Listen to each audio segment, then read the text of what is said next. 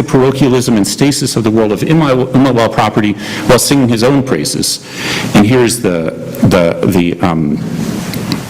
passage about the owner, the capitalist, or the owner of movable property. Movable property itself, Marx writes, claims to have won political freedom for the world, to have loosed the chains of civil society, to have linked together different worlds, to have given rise to trade, which encourages friendship between peoples, to have created a pure morality and a pleasing culture. So Marx considers it inevitable that mobile property will achieve economic dominance over immobile property. So here's the way he says it. He says, a movement inevitably triumphs over immobility, open and self-conscious baseness over hidden and unconscious baseness, greed over self-indulgence, the avowedly restless and versatile self-interest of enlightenment over the parochial, world-wise, artless, lazy, and deluded self-interest of superstition, just as money must triumph over the other forms of private property.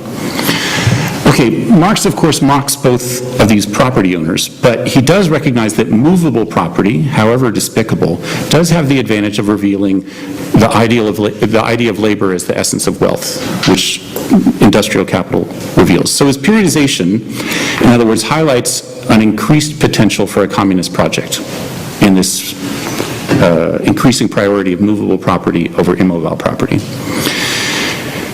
So I want to analyze the parallel struggle between two forms of property today, but allow me a little parenthesis before going on that I hope doesn't seem too obscure, to note that the triumph of movable over immobile property in Marx's own thought and after corresponds to the victory of profit over rent as the dominant mode of expropriation. I want to emphasize this because I think it's changed today. This is maybe obvious or sounds very familiar to you. In the collection of rent, the capitalist is deemed to be relatively external to the process of production of value, merely extracting value produced by other means. The generation of profit, in contrast, requires the engagement of the capitalist in the production process, imposing forms of cooperation, disciplinary regimes, etc. For the, whatever, Marxologists among you, I'm thinking of like the chapter on cooperation in Volume 1 of Capital, where Marx, it's the time in Capital where Marx poses the essential role of the capitalist, in other words, to impose cooperation and organization on the labor force, create the factory, bring the proletarians into it, give them the means of cooperating with each other, etc. This is the way that the capitalist is internal to the production process, in Marx's view, in the production of profit. By the time of John Maynard Keynes, in the beginning of the 20th century, profit has such dignity with respect to rent that Keynes could predict or really prescribe what he called the euthanasia of the rentier, of the rent collector, and the disappearance of what he called the functionless investor in favor of the capitalist investor who organizes and manages production for profit. This conception of an historical movement within capital from rent to profit also corresponds to the purported passage in many analyses from primitive accumulation to capitalist production proper. I'll talk about that more in a minute. Primitive accumulation might in this sense be considered an absolute rent, expropriating entirely wealth produced elsewhere. Okay, the passages from rent to profit and from the dominance of immobile to that of mobile property are both part of a more general claim by Marx that by the mid-19th century, large-scale industry has replaced agriculture as the hegemonic form of economic production. He doesn't make this claim, of course, in quantitative terms. Industrial production at the time made up a small fraction of the economy, even in England, the most industrialized country. And the majority of workers toiled not in the factories but in the fields. Marx's claim instead is qualitative, that is, all other forms of production will be forced to adopt the qualities of industrial production. In other words, agriculture, mining, even society itself will have to adopt its regimes of mechanization, its labor discipline, its temporalities and rhythms, its working day, and so forth. Like one way of approaching this is, if some of you are familiar with E.P. Thompson's famous essay called something like Time, Discipline, and Social Domination, I think that is called, and in which E.P. Thompson, British historian, traces the advent of clocks in England. That in a way, the advent of clocks and then of watches coincides with the dominance, increasing dominance, hegemony, like I'm saying, of industrial production over agricultural production. So gone are the time of, say, time measured in how long it takes to milk a cow, or the time of when the sun sets or something like that. Rather, time is regimented with the precision of the clock, not only in the factory, but increasingly through society as a whole, so that all of us, in a way, exist within the factory regime increasingly. That's what, so that, I think this is a rather common notion of the way that industrial production has been dominant for the last 150 years, by the way that it's imposed its qualities over other forms of production and over society as a whole. Another way to approach it, if you're more literary minded, I was thinking in Musil's Men Without Qualities. There too, he's trying to think about how society has become like not only mechanized, but adopted the qualities of industrial production. Like I remember a passage in which he writes something like, even with a question of soul, it used to grow in an organic context, but today when one thinks about the production of a human soul, one has to think in mechanistic and industrial terms.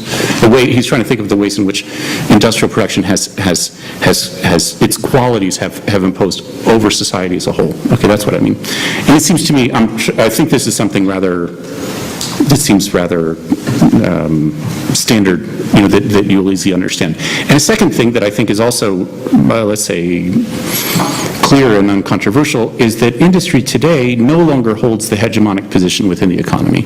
It did for the last 150 years, but today, that's not to say that fewer people work in factories today than they did 10 or 20 or 50 years ago.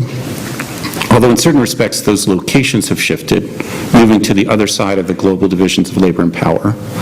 The claim, however, as I said, is not primarily quantitative, but qualitative. Industry no longer imposes its qualities over other sectors of the economy and over social relations more generally. This, too, like I said, seems to be a relatively uncontroversial claim. It's the third part of it that seems to me difficult and maybe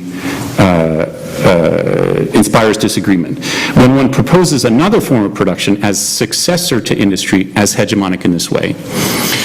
This is something that Tony Negri and I have written about quite a lot, and sometimes we refer to as immaterial, sometimes as biopolitical production, that we claim is emerging today in that hegemonic position that industry had figured. So let me explain that just briefly a minute, or summarize it. By immaterial and biopolitical, we're trying to grasp together the production of things such as ideas, information, images, knowledges, code, languages, social relations, affects, and the like. In other words, this designates occupations throughout the economy, from the high end to the low, from healthcare workers, flight attendants, and educators, to software programmers, and from fast food workers to call center workers, and designers and advertisers.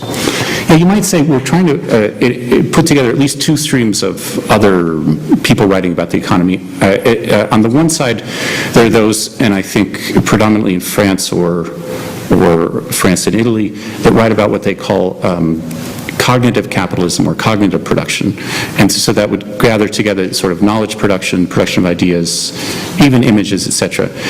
And putting that together with what is primarily a US or North American and British socialist feminist tradition, thinking about what I call affective labor, often goes under the rubric of care work or kin work. In other words, it comes from analyses of predominantly female reproductive labor that, like I say, produces affects, produces care, etc. So some of the examples I was giving, like a flight attendants, which is a highly gendered production, occupation, involves the production of affects. Let me say just what I mean by that, because I think it's probably not immediately obvious. I think what is obvious is this cognitive work. It's the kind of thing you think about a lot. Software programmers, designers, production of ideas. Why do I call it immaterial? It's not a great term, this immaterial one, but I think it's a good introductory term, and then to critique it. What we're referring to is not immaterial. It's not that the labor itself is immaterial.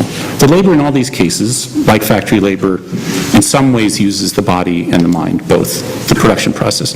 What we're referring to is products that are in large part immaterial. So when you think about code, it's, of course, you could say it's material in the silicon or in the plus and minus things, but it's also largely immaterial. Similarly with affects. Say a healthcare worker. It does material tasks, changes bedpans, stitches wounds, etc. But a large part of the job is to produce affects, to produce a sense of well-being. This is a lot of what's involved in healthcare. Flight attendants, too, is, like I said, is a sort of classic example. What does a flight attendant do? I mean, they distribute pillows, they give that security thing, I don't know what the hell they do, but mostly what they do is they're nice to people who are mean to them. I mean, that's what the kind of job involves. It's a kind of selling of a certain, you could say, emotional capacity, and I'm trying to say production of affects. And so what we're trying to do here is group together, for fast food, like, service with a smile, you flip burgers, you serve the burgers, etc., but a lot of the job is similarly this production of affects, like I'm saying. So we're trying with this term to group together and recognize a coherence among a variety of tasks that we're now claiming is occupying the dominant or hegemonic position within the economy, the same way industry did previously.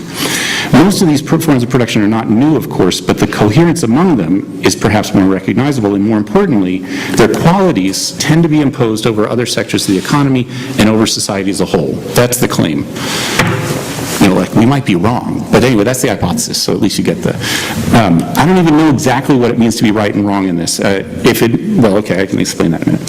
So the claim is that it's imposing its qualities so that industry today has to informationalize. Knowledge, code, and images are becoming ever more important throughout the traditional sectors of production, and the production of affects and care is becoming increasingly essential in the valorization process. That's the claim. This hypothesis of a tendency for immaterial